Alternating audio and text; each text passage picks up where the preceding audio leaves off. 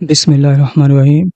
গত ভিডিওতে আমরা এ পর্যন্ত দেখেছিলাম কিভাবে আমরা একটা serializable object query key-তে ব্যবহার করতে পারি। আজকের পর্বে আমরা দেখব আমরা অবজেক্ট ব্যবহার না করে আমরা কিভাবে অ্যারেটাকে আরো বড় করতে পারি সেই বিষয়। ঠিক আছে? আমরা আমাদের অফিসিয়াল ডকুমেন্টেশন পেজটা ওপেন করে দেখাই। এখানে আমরা যে বিষয়গুলো আজকে দেখব সেটা হচ্ছে মূলত এটা নিয়ে আমরা পরবর্তীতে আলোচনা করব। আমরা মূলত এইরকম একটা ফরমেশন তৈরি করার চেষ্টা করব এবং আমরা হচ্ছে শেষে এইটা এই টপিকটা নিয়ে আমরা আলোচনা করব এবং একটা বিষয় আমরা গত ভিডিওতে রেখে দিয়েছিলাম যে কিভাবে আমরা মানে কিভাবে না দুঃখিত, কেন হচ্ছে আমরা অ্যারে ব্যবহার না করে এভাবে অবজেক্ট ব্যবহার করব কিছু ইউজ কেসের ক্ষেত্রে। এই যে অবজেক্ট এখানে দেখতে পাচ্ছেন এটাকে আমরা অবজেক্ট না করে অ্যারেও করতে পারতাম, বাট কেন করি নাই সেটার বেশ কিছু মানে কারণ আছে। তার ভিতরে একটা কারণ আমরা আলোচনা করব আজকে। আচ্ছা, তো আমরা শুরু করি অ্যারে বা ইউজ কোয়েরিতে। কোয়েরি কি আমরা অ্যারেতে কিভাবে কিটা ফরমেশনে আনতে পারি। তো মনে করেন আমি এখানে হচ্ছে যে পোস্ট দেখাচ্ছি, ঠিক আছে? আমার এই যে আম কুইরিটা ব্যবহার করা আছে যেখানে আমি পোস্টের লিস্ট ফেচ করছি। হ্যাঁ? এখানে সমস্ত পোস্টের লিস্ট ফেচ হচ্ছে। আমি একটা রিলেভেন্ট নেম দিয়ে রেখেছি যে পোস্টস, জাস্ট সিঙ্গেল পোস্ট না, পোস্টস। এখন হয়তো হতে পারে যে আমি আ পোস্টের যে এতগুলা লিস্ট আছে তার ভিতরে ১ নাম্বার আইডির যে পোস্ট আছে সেটাকে আমি ফেচ করতে চাচ্ছি। তো তার জন্য হয়তো আমি এখানে আইডিতে পেয়ে গেলাম। আমি এখানে আইডিতে হয়তো বলে দিলাম যে আমার কোন আ কোন পোস্টটা আমি এখানে ফেচ করব। ঠিক আছে? আর আমাকে ফাংশন একটু চেঞ্জ করতে হবে। আমার ফেচ পোস্টস এ এই আইডিটা পাস করতে হবে যেটা আমি ফেচ করতে চাচ্ছি।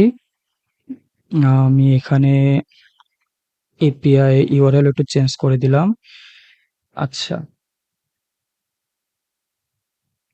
ঠিক আছে। আর এখানে আমি রিটার্নও একটু চেঞ্জ করে দেই।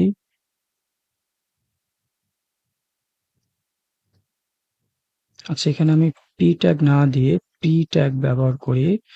আর হচ্ছে এখানে আমি json ডট stringify করে আমার যে ডেটাটা আসবে সেটাকে আমি এখানে দেখাই। আচ্ছা, মোটামুটি এ পর্যন্ত আমি যা চাচ্ছিলাম হয়ে গেছে। আরেকটা ছোট্ট চেঞ্জ করব। আমি এটাকে এখান থেকে সরায় আমি এতটুকুকে ডিলিট করে দিলাম। যেহেতু এখানে একটা আইডি প্রপস যাবে, আমি আইডি বলে দিচ্ছি 1।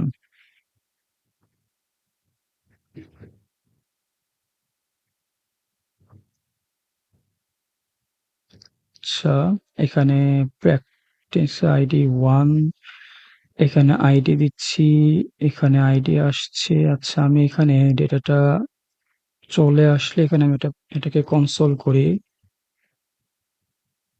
পোস্টস। আচ্ছা, ঠিক আছে। আমার ডেটাটা এবার চলে আসছে। এটা এখানে ফেস হচ্ছে। আপনি কনসোলে দেখতে পাচ্ছেন আমার HTML এই পেজের ভিতরে দেখতে পাচ্ছেন ডেটাটা এখানে চলে এসেছে। তো এখানে আমি আইডি 1 দিয়েছিলাম জন্য আমার ১ নাম্বার আইডি দিয়ে যেই পোস্টটা ছিল সেটা চলে এসেছে। যদি এখানে আমি আইডি এখানে ১ এর জায়গায় আমি ২ পাস করতাম, তাহলে আমার এখানে ২ নাম্বার পোস্টের ডেটাটা চলে আসবে। এখানে চলে এসেছে। তো এই যে ডেটাগুলা আসছে, আ এই ডেটাগুলা এই যে কিটা ফরমেট হচ্ছে, কিটা ফরমেট হচ্ছে কিভাবে? ১ম এ হয়তো আমার এখানে ছিল হচ্ছে, আচ্ছা এখানে না দিয়ে আমি এখানে লিখি। আ আলোচনার সুবিধার্থে মনে করেন ১ম এ আমার ছিল হচ্ছে পোস্ট, তারপরে হয়তো 1, তারপর হয়তো আমি যখন আবার ২ নাম্বার আইডি দিয়ে দিচ্ছি তখন হয়তো এইভাবে হচ্ছে। তারপরে হয়তো আমার আবার ডায়নামিক চেঞ্জ হলো, তখন আবার এভাবে হলো। তো এইভাবে আমার এই পোস্টের আ আইডি চেঞ্জের সাথে আমার কি গুলাও কিন্তু চেঞ্জ হচ্ছে এবং প্রত্যেকটা ডিফারেন্ট কি এর আন্ডারে আমার এই ডেটাটা ইন্টারনালি ট্রান্সলেট করে ক্যাশে স্টোর করছে বা সে যেভাবে তার মতো ম্যানেজ করতে হয় সে তার মতো ম্যানেজ করছে। আচ্ছা, আমি কোডটা আবার আগের অবস্থায় নিয়ে চলে আসি যেভাবে ছিল। আচ্ছা,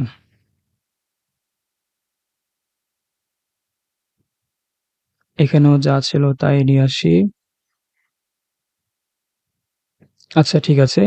এই হচ্ছে আমাদের একটা সিম্পল ওয়ে অ্যারেটাকে সাজানোর। এখন আপনার এই যে অ্যারেটা, এই অ্যারেটাতে আমরা একটা আইডি দিয়ে দেখলাম, মানে একটা প্যারামিটার বৃদ্ধি করে দেখলাম। আপনার যদি একাধিক থাকে সেটাও আপনি এখানে ব্যবহার করতে পারেন। ধরেন আপনি এখানে 1 দিলেন, হয়তো এখানে আরেকটা প্রপস আসছে স্ট্যাটাস, হয়তো এখানে আপডেট একটা প্রপস আসলো। তারপরে এখানে হতে পারে আরেকটা প্রপস আসলো। তো এভাবে আপনার যতগুলো হবে সবগুলো আপনি এভাবে সাজাতে পারেন। তবে অবশ্যই খেয়াল রাখবেন এই ক্ষেত্রে যে আপনার এই যে অর্ডারটা 1 দিলেন, স্ট্যাটাস দিলেন, আপডেট দিলেন, তারপর 3 দিলেন। যদি এই স্ট্যাটাস আর আপডেট তাদের পজিশন চেঞ্জ করে, বা 1 আর স্ট্যাটাস তাদের পজিশন চেঞ্জ করে, অথবা এখানকার যে কোনোটা তাদের পজিশন যদি চেঞ্জ করে, পরিমাণ এবং আইটেমগুলো একই থাকলো, তারপরেও যদি অর্ডার চেঞ্জ করে, তাহলে কিন্তু কিটা আপনার ডিফারেন্ট হয়ে যাবে। যেটা হচ্ছে আমরা দেখেছিলাম যে এর পূর্বে, যে যদি আমরা কি হিসাবে একটা অবজেক্ট পাস করি, অর্ডার চেঞ্জ করলেও কিটা একই রয়ে যাচ্ছে। কিন্তু অ্যারের ক্ষেত্রে এটা ডিফারেন্ট। অ্যারের ক্ষেত্রে যদি আপনি অর্ডার চেঞ্জ করেন তাহলে কিন্তু কিগুলো ডিফারেন্ট হয়ে যাবে, এবং শুধুমাত্র একটা পজিশন বা একটা লোকেশন চেঞ্জ করার কারণে কিন্তু আপনার এই যে এর আগে আমরা আলোচনা করেছিলাম থিওরিতে প্রথমে, যে বিভিন্ন কম্পোনেন্ট একই কিকে তারা ডেটাগুলোকে শেয়ার করতে পারবে, সেই শেয়ারটা কিন্তু হবে না যদি আপনি অর্ডার চেঞ্জ করেন। তো এই বিষয়টা আমরা আলোচনা করতে চেয়েছিলাম, এই টপিকটুকু যেটা আমরা স্কিপ করেছিলাম জেসন সিরিয়ালাইজেবল কি এর ক্ষেত্রে, যে কেন আমরা অ্যারে ব্যবহার না করে কিছু কিছু ক্ষেত্রে আমরা কি ব্যবহার করব। যদি আপনার সুনির্দিষ্টভাবে আপনি জানেন যে আমার এই কিগুলা ব্যবহার হবে, সেক্ষেত্রে আপনি অ্যারে ব্যবহার করলেন অর্ডারটা মেনটেন করে। আর যদি আপনার হচ্ছে যে অনেকগুলো অবজেক্ট থাকে, যে কখনো কোনোটা আসবে কখনো কোনোটা আসবে না, এরকম যদি হয়, সেই ক্ষেত্রে অবশ্যই আপনি অবজেক্ট ব্যবহার করবেন। যেন কোনো ভ্যালু না আসলেও আপনার কিটা যেন সেম থাকে, যদি আপনার সেম রাখতে হয় সেক্ষেত্রে আরকি। আচ্ছা, আর আরেকটা বিষয় আছে, সেটা হচ্ছে কোয়েরিকে ফ্যাক্টরিজ। সেটা আমরা এই আম সিরিজের পরবর্তীতে দেখব না। আমরা এর পরে একবার দেখব। সেটা একটা সমস্যার সমাধান করার জন্য করা হয়ে থাকে। সমস্যাটা হচ্ছে এই যে অ্যারের অর্ডারগুলা, বা কোয়েরি কি এর অর্ডারগুলা, এই অর্ডারগুলা চেঞ্জের কারণে যে কোয়েরিটা চেঞ্জ হয় সেটা তো জানলেন। তো এটা কিন্তু সবসময় আমরা আ কনসিস্টেন্টলি বজায় রাখতে পারি না অর্ডারটা। কোনো ক্ষেত্রে আমাদের কিটা এদিক-ওদিক হয়ে যেতে পারে। তো এটা যেন না হয়, সেইটা আ সমাধান করার জন্যই কোয়েরি কি ফ্যাক্টরিজ নামে একটা মেকানিজম ব্যবহার করা হয়ে থাকে। তো সেটা আমরা পরবর্তীতে দেখব। ওইটা আমরা এখন আর দেখব না। ঠিক আছে? আজকে ভিডিওটা এ পর্যন্তই। ততক্ষণ সবাই ভালো থাকবেন। পরবর্তী ভিডিওর আগ পর্যন্ত আল্লাহ হাফেজ।